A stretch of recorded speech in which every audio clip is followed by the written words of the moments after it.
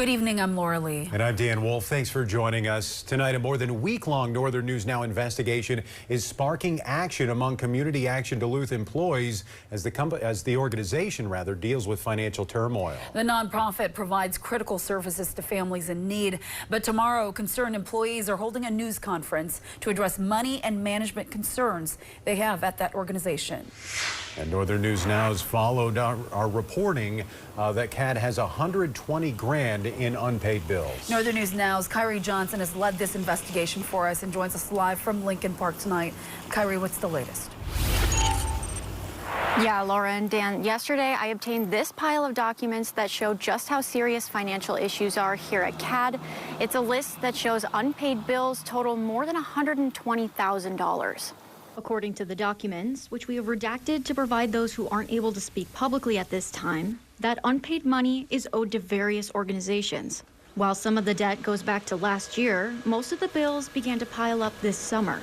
Much of it being owed to vendors and local farmers that I've spoken with previously, like Four Beans Farm and Soul Fed Farm. And many of those vendors sent emails asking about the missing money, saying, "Are we going to be getting any form of payment soon?" Hi, Classy. I'm following up on the unpaid bills report from 9/11/25. And without a response from the executive director, Classy Dudley, internal staff started ringing warning bells too. They sent emails saying, "As I mentioned several times over the last couple of weeks, we do not have enough cash to cover payroll. Without money coming in Monday, you are going to be overdrawn on your account when 401k contributions hit." The former Farmers Market program manager, Kayla Pridmore, who was placed on administrative leave, spoke with me recently in a previous interview. Some of the things she said we couldn't use because it wasn't backed up with facts.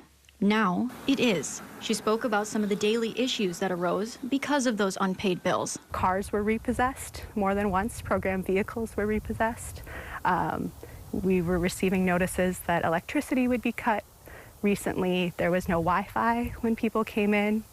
And while there were always explanations, excuses for these pretty significant issues, they really started to add up. We have proof that people like Pridmore have been voicing concerns since September.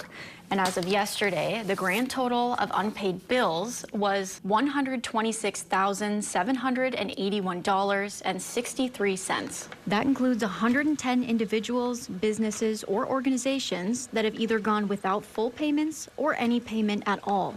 Specifically, some of those include Essentia Health being owed over $4,300, Lake Superior College being owed over $1,200, and the Lincoln School Limited Partnership being owed over $21,000. Outside of financial issues, Pridmore also brought up other alleged concerns.